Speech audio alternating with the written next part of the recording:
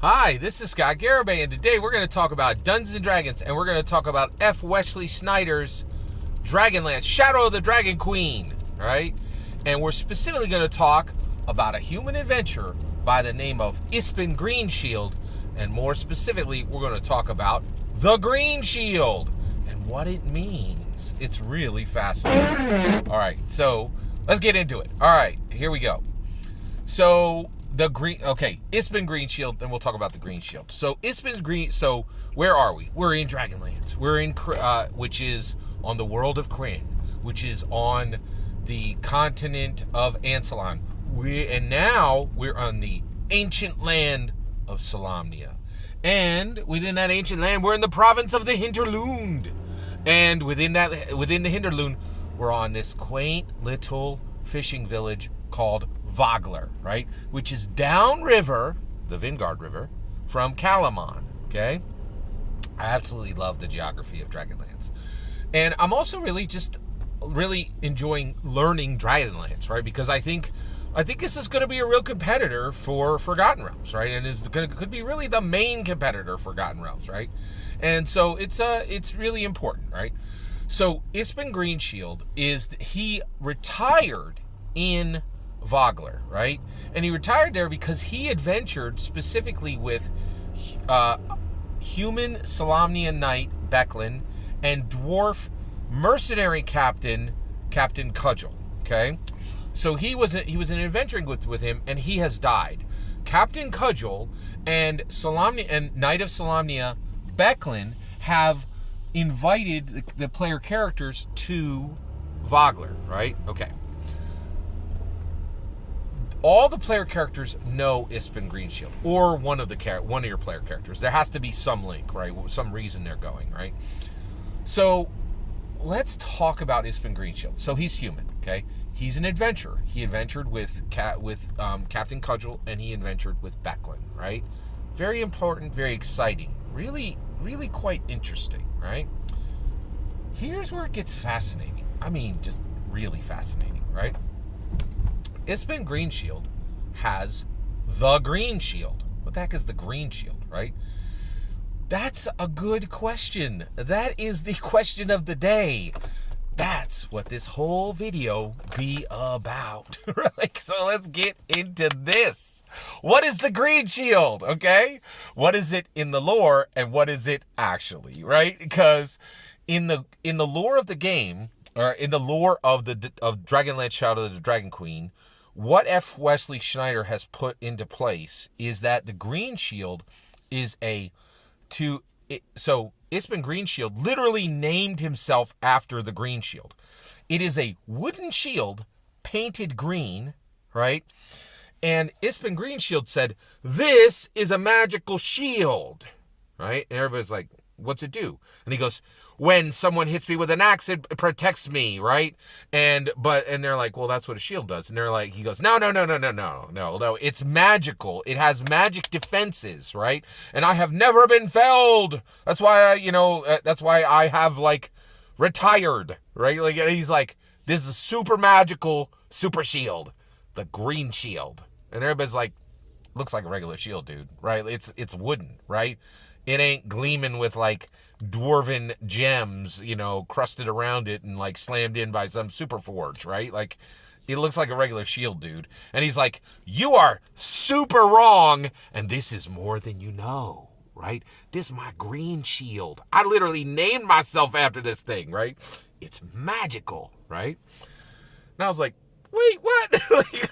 Did F. Wesley Snyder literally put an object that one person in the world thinks is magic and special and far more than anybody else can see, but the rest of the world just says, "Oh, that's just a thing"? What does that remind me of? Well, Scott Garibay, I have been saying for 4 years to anybody who will listen, right? Now, the good thing is I have a global platform, so a few people listened. That's nice. 800,000 people listened. Or actually, I'm sorry. 2,100 people listened, right? 800,000 times, which I'm very proud of those numbers. I'm very proud of my numbers. And I know, my channel is rinky-dink compared to Ginny D or something. And I'm very proud of my numbers. I've worked for them, right? All right. So I've been saying, hey, Dungeons and Dragons ain't a game. It's magical, right? It is a human improvement engine. It is a human improvement engine, right? It is the ultimate self-help book. And every D&D canon hardback is a new self-help book. But what Gary Gygax, in my humble opinion, did was like, okay, when you buy a self-help book, right? You slink into the Barnes and Nobles and you're like, nobody sees me over here and thinks I'm an alcoholic or some other terrible thing because I'm looking for a self-help book to heal myself, right? Like, it's embarrassing. They're like, oh, what's your problem? How are you broken? I see you over there looking at those self-help books. Boy, I pity you, right? Like, and you know, hey, like, I get it, right? Like, and then, you know, and when you get a self-help book, like, you can't read it in public, like, because you're like, hey, look at this cover. This is a personal problem I have. Like, you know, it's really embarrassing, right? So self-help books suck. They are like the worst. Like, and also nobody really gives them, like, your friend who reads a lot of self-help books, that ain't your best friend, is it? Right? Like, that's not the person you go to when you need help, right? Like, self-help books are just absolutely horrible in every aspect, right? And, you know, and they, you know, yeah, they're just bad, right? So Gary Gygax comes along and goes, what if I write the ultimate self-help book? What if I completely redefine human narrative and create this tool, which I'll disguise as a game, which the sad sack non-thinkers are going to think it's about cutting goblins in half. But the charismatic, confident, intelligent people, they're going to know it's a tool to cut their own deficiencies in half, right? In my humble opinion, that's what Gary did, right? So I'm like, Gary Gygax's Dungeons & Dragons is a green shield. It is magical. It will block things. It will defend you. It is magic. Green shield. I named myself after it, right? Like, I'm like, Dungeons & Dragons is super magical. Everybody's like, that's just a game, right? I'm like, oh, this is a magical shield, dude, right? Like, you know. And then what really blows me away is, I look like a fool. I get it, right? I'm out here saying, I'm the only person on the planet saying, hey, I think Gary Gygax designed Dungeons & Dragons as the ultimate secular human improvement engine, right? To literally reforge how humans tell stories, to literally reforge emotional, intellectual, and spiritual evolution from a secular perspective, right? Ain't nobody on the planet saying this. I am Ispin Greenshield. This shield is magical. And everybody's like, that looks like a wooden shield painted green. Now here's the issue, right? I continue to believe this more and more every day because the evidence is mounting that I'm right. That's not debatable. There's a ton of people coming and saying, oh, no, D&D is definitely not a game, right? One of them coming up right now, right, in my humble opinion, that's saying the same thing I am from a different angle and with different aspects, right, but going in the same direction as me, pulling the same rope, is this Keys of Kymoria that's coming out. Like, this dude is literally saying this is a 5th edition setting and it is used for therapeutic game mastering. That's huge, right? That's somebody coming along going, oh, maybe Dungeons & Dragons is a tool, exactly like Scott Garibay said 4 years ago. I'm coming from a different angle, but I'm kind of saying it's not a game, right? Because who on earth would use a game for therapy, right? Like, that seems bonkers. And, you know, that seems like very unwise, in my humble opinion, right? Okay? So if we see that Ispin Greenshield, that the Green Shield is, Ispin Greenshield is me, and the Green Shield is D&D from my perspective, right? How do we arrive here, right? Did F. Wesley Snyder watch my videos and then copy and put it right into D&D? No, right? Like, the reality is, I'm incredibly fortunate. I actually do talk to industry insiders. I've talked to John Harper. I've had conversations in person, okay, or online, right? Either publicly or through DM with everybody I'm going to list here, right? John Harper, who had dinner routinely with Kate Welsh, who was very specifically, in my opinion, have been chosen to take over for Mike Merles, and something happened there, and I can't wait to read the book about it, in my humble opinion. Sly Flourish, AJ Pickett, the Tiny D6, the guy who owns that entire company, right? Like, and it goes on and on and on and on. I am not a stranger to industry insiders, right? And the reality is, and I've even had a little bit of back and forth with some people who work directly within Wizards of the Coast a very long time ago, right? So the idea that my concepts would get into Seattle, I have 800,000 videos and 2,100 followers. It's possible, right? Is it likely? No. It's possible, right?